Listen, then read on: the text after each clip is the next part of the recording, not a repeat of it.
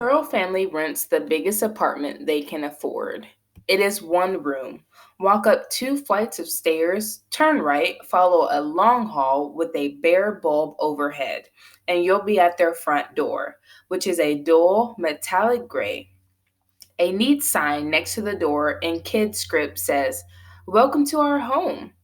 Beneath the letters is a bendy bathtub shape with four circles inside, an oyster shell sheltering four pearls. Once in the door, here's a small, cheerful world. The kitchen in one corner, across from a tiny bathroom just big enough for one. A double bed mattress on the floor. Behind, a screen covered with a sunburst quilt. Two neatly rolled up sleeping bags and a pile of foam mats beneath the only window with a view. Peek out. Lots of sky and an empty lot nearby. Haven to tall weeds and small creatures like mice and rats. The other window is over the kitchen sink and faces a crumbling wall, one that sprouts emerald leaves and the tiniest of purple flowers. Dozens of pillows in bright colors line the edge of the room. The floor is speckled linoleum, cream with lots of red, yellow, and blue. Lamps sit on small tables made from piles of old encyclopedias tied into neat packages with yellow police tape. A coffee table near the kitchen has low seats around it, each made from a plastic milk crate with a lawn chair cushion tied to the top. Only the bedding in the house was bought. All else was scavenged or invented. Everything has its place. You could eat off this floor, Dashiell says with pride. Summer adds, and we almost do, with a grin. Once after dinner, Juby slithered from under the table, where he was playing trucks in a tunnel with a piece of macaroni stuck to his elbow. "Elbow macaroni!" his father boomed. Dashiell reached into his pocket and click, the elbow became a story. Dashiell left on his bike each workday morning in all weathers and seasons to reach the station and ride the train that took him to Harold Washington, the huge public library in downtown Chicago. He worked on the sixth floor in history and social sciences, a tricky department that mixes fact, story, and legend. Dashiell's job as library page, one he'd had for several years now, was to sort, shelve, deliver, and process books, and sometimes to answer the phone or update computer entries. The librarians soon realized that he was an amazing reader, a gifted and hungry thinker. They knew he wanted to earn a library science degree one day. Dashiell learned quickly that working in a library meant knowing how to find answers to almost any kind of question. It also meant understanding changes in what people want to read, as well as finding a balance between the familiar and the new. A pleasure to teach, Dashiell would hear or see something once, and click, he had it. He was obviously a library page who was going places. Click. Oh no, what? Early had asked the first time she heard that crazy word onomatopoeia. If you discovered that a word sounded like what it meant, Dash explained, then you could add it to the family onomatopoeia list. Sometimes Early added a little drawing as well, an invented symbol that looked like it fit the word. She loved the C's: crash, click, catch. The B's: blurt, babble. The I's: ice, itch. The S's: slip, slither, sizzle. Early, like Dashiell, recorded stuff that made her curious, and the Pearls always had a notebook or two available. They kept a family quote book for collecting wise or delicious things that other people had written, and a word book where any of them could note down a word that liked and included at least part of the dictionary definition. If Juby chose the word, someone recorded it for him. Early learned from her dad that a dictionary is a powerful and underestimated kind of book. First of all, it has the shortest stories in the world, and thousands of them. Stories with sounds, changing shapes, history, and mystery. Open anywhere, and you'll find layers of meanings, choices. And when you put a word in your word book, you can pick what you want from the definition, like picking flowers from a garden. You don't have to take everything, and that's fine.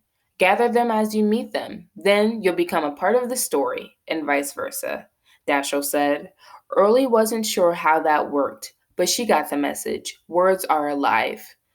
Dashiell explained that words can have generations of scrambled up history. Some are hundreds or even thousands of years old.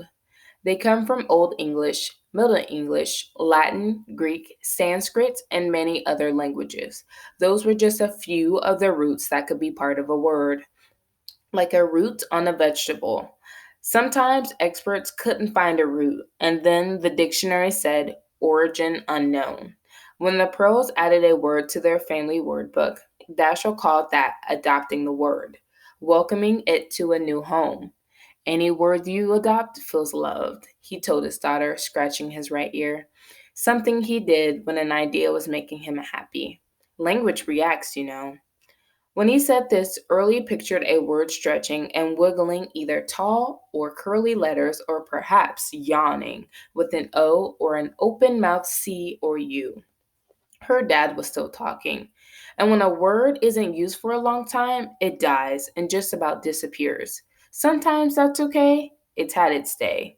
And once in a while, a new word is born.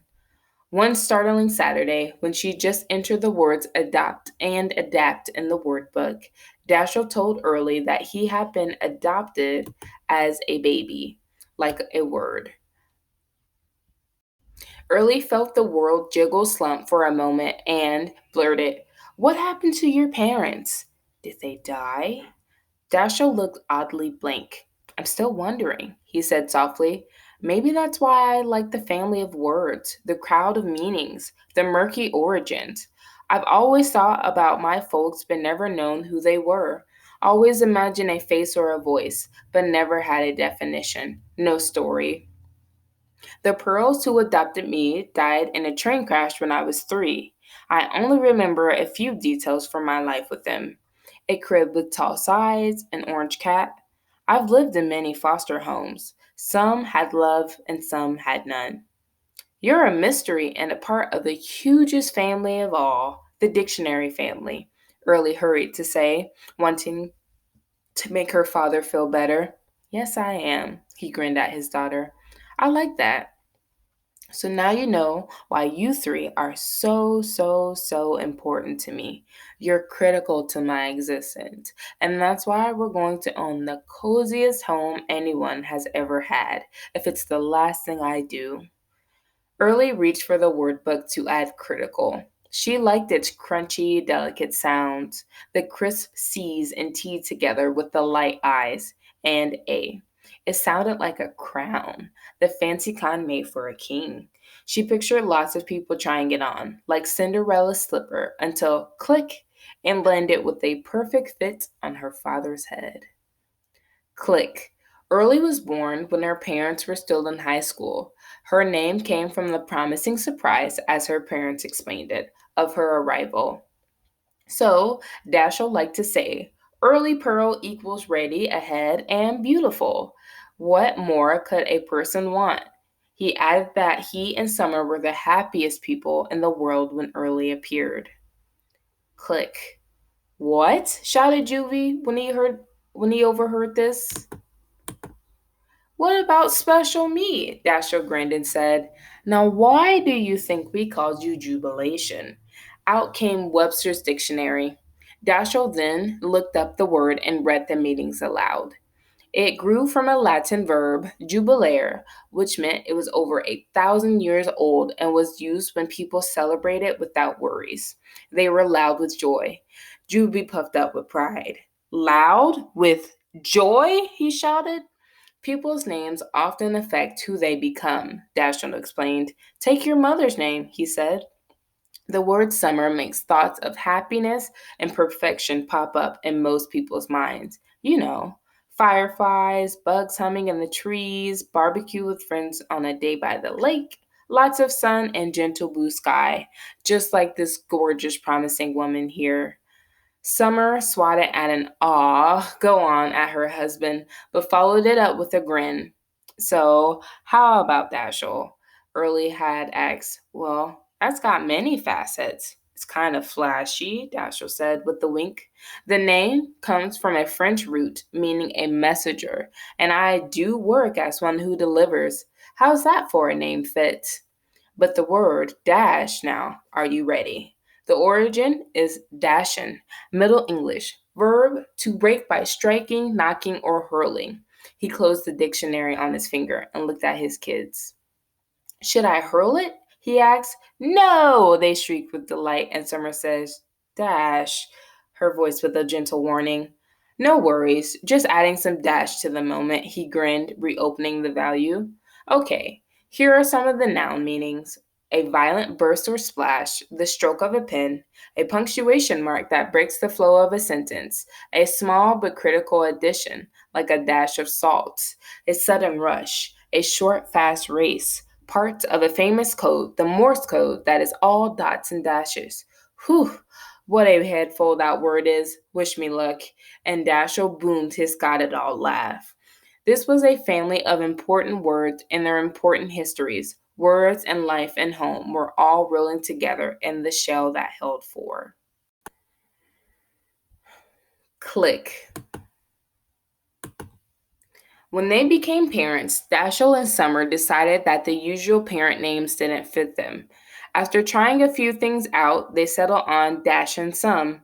As it gradually became Dash, Some, Early, and Juby, the phrase Dash, Some, Early, Juby clicked together with an irresistible boom ta rhythm. Like a cluster of refrigerator magnets, Summer said, hard to pull apart. Inside every dictionary and all the special family books, Dasher wrote Dash Some Early Juby in his neat, blocky letters. There were so many Pearl families in the world, but only one Dash Summer Early Juby.